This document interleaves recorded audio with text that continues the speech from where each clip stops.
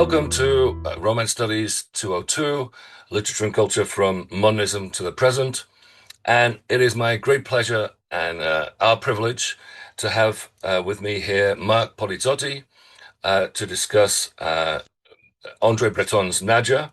Mark Polizzotti is the publisher and editor-in-chief at the Metropolitan Museum of Art in New Mhm. York. He has written extensively and translated extensively, but for our purposes, perhaps most relevant is he wrote a biography of Breton, A Revolution of the Mind, The Life of André Breton. And also recently, this year, in fact, he retranslated André Breton's Nadja, a new translation, the first one in 60 years or so.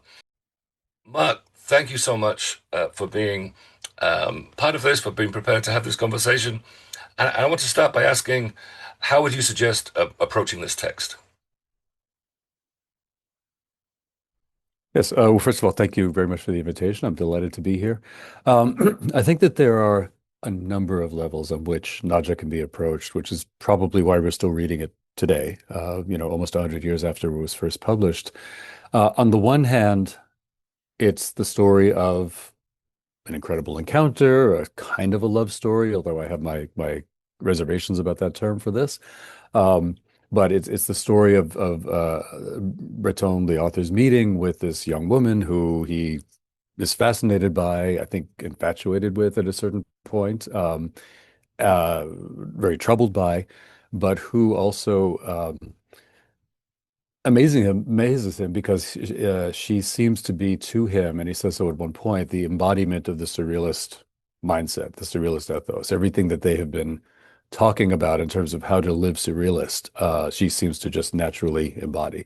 So that's one piece of it. It's the core of the book. It's the part I think most people find the most fascinating because it's a day by day account in incredible detail of their 9 days together, which is really all it lasts. The other way to look at this book, the other way to approach it is a kind of a manifesto of surrealism. Breton had written the Manifesto of Surrealism, the first one in 1924, so 4 years before Nadja came out. It is considered to be the official launching of the movement, although that's a very fluid date. But if you have to place it somewhere, it's October 15th, 1924, which was the pub date of the Surrealist Manifesto. But Nadja is, in its own way, a manifesto of what Surrealism was trying to achieve and what it was trying to accomplish and what it was trying to promote, because it's really about the notion of what he would come to term objective chance or petrifying coincidence. In other words, those moments of absolute marvel, unexpected, life-changing in many ways, thrilling in many ways, that really go to penetrate you to the core, and that he felt were available to anybody and, at any place at any time, as long as you were open to them. That's not to say that it was going to happen at every single instant that you walk down the street, but that it could happen at any moment, whatever it is, he says. But the problem with most people is that they were concerned with their job or their family life or this and that, these various distractions that he felt were sort of the soul deadening aspects of, let's say, European life, French life at the time. And that Surrealism's project was to try to resensitize people to that sense of wonder that they felt you had as a child, when everything is new and everything is being sort of absorbed, when, as a friend of mine used to say, your wow buttons are on. So it's also about that. And he sets it up with what some people just consider to be this kind of weird, meaningless preamble of these various episodes in his life, these vignettes, where he talks about little moments of petrifying coincidence, whether it could be something that happened to him when he was walking down the street with a friend, or the way he met certain people who would become then, very important in his life or important in surrealism or whatever it might be. He's setting up the context that gives Nadja, the story of Nadja, his meeting with Nadja, its meaning. Um, and then the third thing is really it's an autobiography. It's a memoir. And I stress this because Nadja is often described as a novel.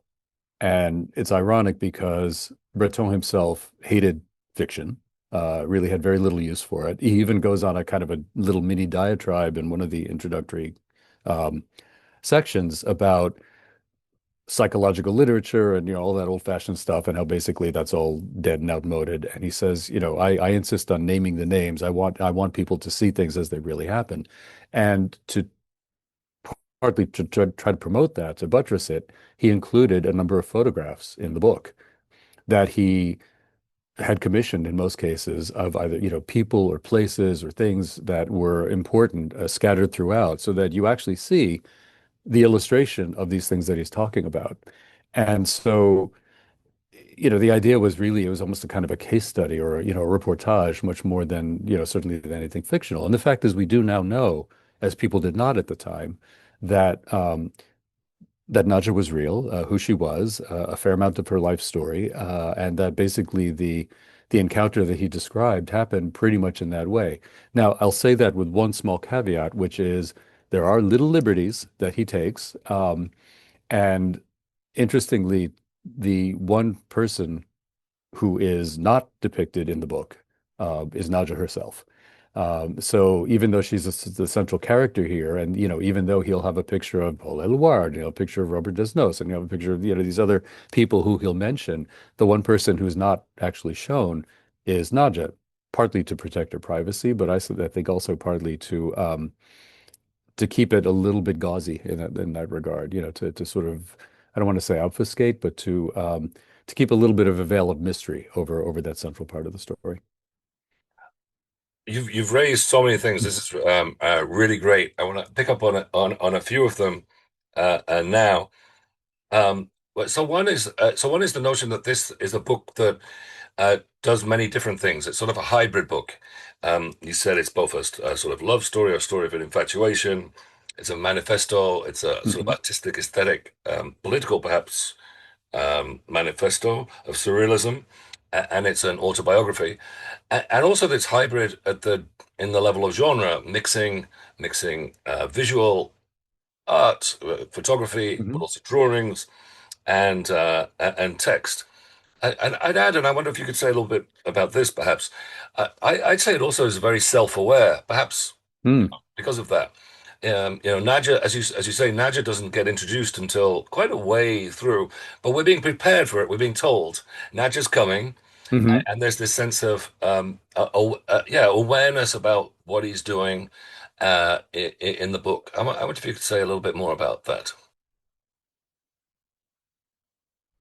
Absolutely. No, I completely agree with that. It is very self-aware and it's very aware as well of, I Breton as the primary actor in this movement that I am now the front man for, um, with an agenda and with a program, you might say. And this was a way of trying to, it's a kind of a press release when you get down to it for the movement, because what it does is illustrate exactly what it was that surrealism was trying to promote, which was this notion that one way out of the deadening aspects of their contemporary life, was to dive back into this openness, this notion of the marvelous in everyday life, and that you didn't have to induce it with drugs. You didn't have to, wait until you're dead to go to paradise kind of thing. That it could all be here, but you needed to be open to it. And look, here's an example. I was wandering down the street one day, just sort of musing about the people that I was seeing, and this woman starts coming toward me, and immediately I recognize that there's something extraordinary about her. He focuses a lot on her eyes. What was so extraordinary about those eyes? And to the point where he actually just goes up and talks to her, and they engage in conversation. He takes her out for coffee, and she begins to immediately dives in and begins to tell him these details of her personal life and her background and all these different things. And he just becomes completely, um, take it sucked in, completely absorbed in this story, to the point well, to the point where, it really becomes almost kind of dangerous. And in fact, toward the end of the book, he's got this one little mention where, so he and Nadja basically see each other pretty much every day for a period of 9 days, and then he breaks it off shortly after they actually become lovers. And he has this mention of, as they were driving back to Paris, she puts her hands over his eyes and presses his foot down on the gas. And, he says very candidly, I was not up to that. I was not up to that moment. I was not up to what she was asking me to do, which was to just, let it all happen and probably mash against a tree in this sort of eternal kiss of oblivion. And, he said, I couldn't do that. So you can sort of imagine him ripping her hands off of his eyes and getting control of the wheel. Um, and shortly after that, in fact, they stopped seeing each other on a regular basis. It wasn't actually the end of the relationship itself, but it's the end of the relationship in the book. Um, and but he does analyze a fair amount, and he is one of the things that I appreciate is that he's pretty honest about the fact that he's kind of a jerk. And he will even say at a certain point, my that initial fascination, he was trying to sort of maintain it. And after a couple of days, he said, it was sort of variable. Like there were times when she was still really interesting, and there were times when it just like she just droned on, and I was really bored. And I was really bored because she wasn't paying attention to me. And so, he's sort of aware of the fact that he's not exactly a stellar actor in this thing. The other thing, which is interesting, is that so then later in the book, after they've stopped seeing each other and he's musing on the meaning of what his relationship with Nadja was, he says, "Well, they come to tell me that Nadja has gone insane and she's been committed to an asylum," as if this were just this kind of news that that sort of came to him out of the blue, and and then he goes on to talk about, I never really saw anything that was. She was extraordinary, but I never saw anything that was, that could get her committed. She just seemed to be a really interesting person. Da, da, da. But he sort of admits that he didn't have the courage to try to go and see her in the asylum. And eventually, she was, at her family's request, she was transferred to another asylum in the north of France, which is where she came from, so that they could visit her on a more regular basis. The reality is, recently come to light, that he actually did try to go see her, and there are letters between him and various authorities at the St. Anne Psychiatric Hospital that show that he actually took steps to try to go see her and was not able to do that. So it's interesting that at times even his lucid self-analysis will almost kind of paint a darker picture of himself than was true. So in some ways, he portrays himself as more of a jerk than Yeah, even than right. he actually was. Um, I want to pick up on something you. I want to pick up on various things, but one thing you were just saying about the sort of danger, or so you describe surrealism as an attempt to rediscover the marvelous in the everyday, perhaps, right? To go back to, in the face of this sort of deadening modernity, everyday life, perhaps of the contemporary city, the openness to chance and to coincidence, to rediscover, I think you said, a sort of childlike Mhm. wonder. But as you say, especially in that moment where they're driving along and she puts her hands over his eyes and starts to kiss him while he's driving, he fears there's something also dangerous and frightening uh, at, at the roots here. I wonder if you Yeah, could say a bit more about that.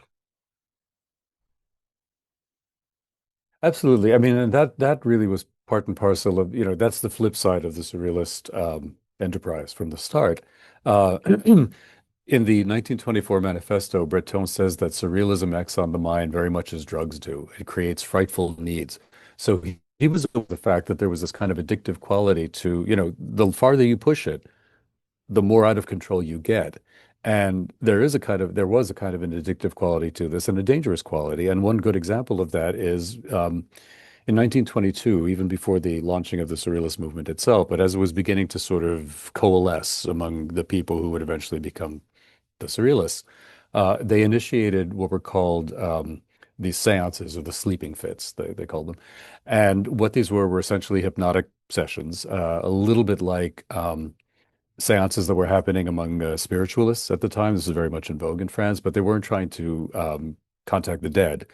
They were basically trying to contact themselves, their own unconscious. So what would happen is that certain people would go into these trances and begin to just spew out these incredible stories or these, this spontaneous flow of language that was unlike anything that they'd ever heard. And at first, they were absolutely hypnotized by this. And Breton's wife, Simone Breton, who was, thanks to her, we have a lot of the information that we have about the early days of surrealism. She was a marvelous chronicler of this. She wrote to her cousin, she said, every night after these sessions, we're so broken and exhausted that we can't imagine doing it again. And yet the next day, we can't wait to get back there, and they would do Mhm. it night after night after night. So there was this wonderful mining of the marvelous, but at the same time, there was a dangerous aspect because as it went on, you had things like one of them chasing another one in a trance state around the house with a steak knife, trying to stab him in the back, or one of them trying to get various other people to hang themselves from the coat rack, So there was this kind of flip side to it that actually had a real darkness. And to the point where Breton then had to cut the experiment short. And some of the people who had been the most assiduous participants in this and the ones who would go under every night found it very hard to take. It really was like a withdrawal. Um, and one of them in particular, I mean, just was, showing up at 3 in the morning, pounding on his door, put me to sleep, that kind of thing. It really was like a drug addict saying, I need my fix. And so, there is that side of it. Another example is one of the early surrealists, Antonin Artaud, who is, if he's known to you, probably more for his work in theater. He's the author of a absolutely fascinating book called The Theater and Its Double, which is one of the seminal texts of modern dramaturgy. And Artaud he was one of the first members of the group, but he himself, if anybody lived surrealist, it was certainly much more Artaud than it was Breton, who had a Mhm. very regular kind of lifestyle. And the problem with, and unfortunately Artaud eventually did get committed to an asylum and was diagnosed as schizophrenic and did spend the last years of his life in an asylum during the war. Um, and, finally emerged from it after the war, but he went in looking like this handsome young man who had been in these movies, and came out of it looking like this old crone in the space of, 10 years. He aged like 50 years. Um, so that in a way was kind of a warning lesson as well, that this is not free, that there's a price to be paid for doing this. And a point that I like to make is that it probably took someone like Breton, who had, in fact, from the outside, you could look at it as a fairly bourgeois lifestyle. I mean, he never had steady work, but he was not a late to bed person. He didn't Mhm. like nightlife. He didn't go out to nightclubs. He didn't do drugs. He had a pretty regular lifestyle. He lived in the same apartment building from, 1920 till his death in 66. Um, it probably took somebody like that to keep surrealism going for almost 50 years. You needed that control. And the fact that he also had a certain personal charisma that sort of kept the various factions together. Somebody like Artaud or Desnos or someone like that who was much closer to practicing what they were preaching burned out really fast. So we're almost out of time, but there's one more thing that I do want to get to, and it connects a few things that you've been saying and we've been talking about. So on the one hand, even though the book's called Nadja, in many ways it's about Breton. Hmm. It's an autobiography. In many ways, I mean, it begins with the words "Who am I?" Hmm. Um, it's self-aware, but in some ways, arguably self-obsessed. Mm. And I know that when I taught this before, my students thought of when they read Nadja, the figure of Nadja as a fantasy that they compared to this figure of the manic pixie dream girl, a sort of Hmm. a, a fantasy of a young, free-spirited girl invented for the purpose of the male gaze. Mm. And I want to connect that also to when you said that. There's photos and depictions of many of the people involved, except for Nadja. Hmm. But that's not quite true insofar as we have a picture, we have some of her art, and Give her art. including a self-portrait that she draws of herself. So I wonder, do we hear from? I mean, in what way? In what ways, for instance, do those pictures or the quotations from Nadja? Do we hear from do we hear what do we hear from Nadja in this book? You hear a lot. Not You merely hear a a lot. projection of Breton. Yeah, no, see, I think it's important draw a distinction there. She is a real person.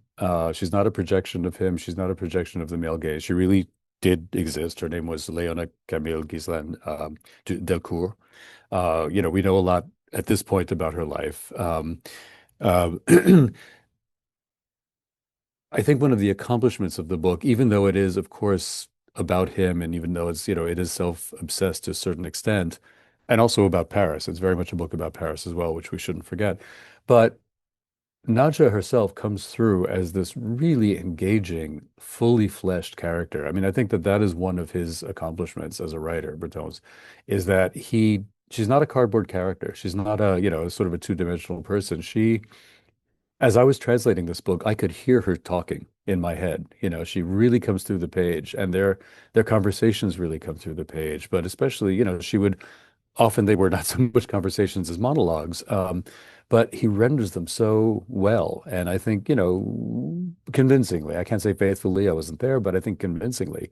And it's interesting too. We now have the manuscript of Nadja, and it's been reproduced in facsimile, so it was something I was able to consult. There really are very few changes between the manuscript and the printed version. A few stylistic things here and there. Now, I should say very quickly that there was another edition of Nadja that Breton published during his lifetime in the 1960s, a few years before he died, where he made changes. He airbrushes out a little bit of the detail. The most notable one is the explicit reference in the original edition, which is the one that I translated from, of the two of them spending a night in a hotel, where you know that they've become lovers. That sort of gets elided in the 1963 edition. But what he adds, to your point, John, is a photograph not of Nadja herself, but of her eyes, uh, reproduced in four repetitive strips. So, in fact, there is something that he did add to that second revised edition, which is a kind of a sort of a portrait of Nadja, along with her self-portrait and her drawings. And now that we have a photograph of Nadja, which I put as a frontispiece in the translation, you realize that that's exactly the photograph that he used. Those are the exact same eyes that he used for his book. Well, there's much more that we could discuss. This has been a fascinating conversation, but we are out of time. Mark Polizzotti, thank you so much for sharing of your knowledge and understanding and experience working so closely with the text to translate it. Well, thank you very much. I really enjoyed it. Thanks.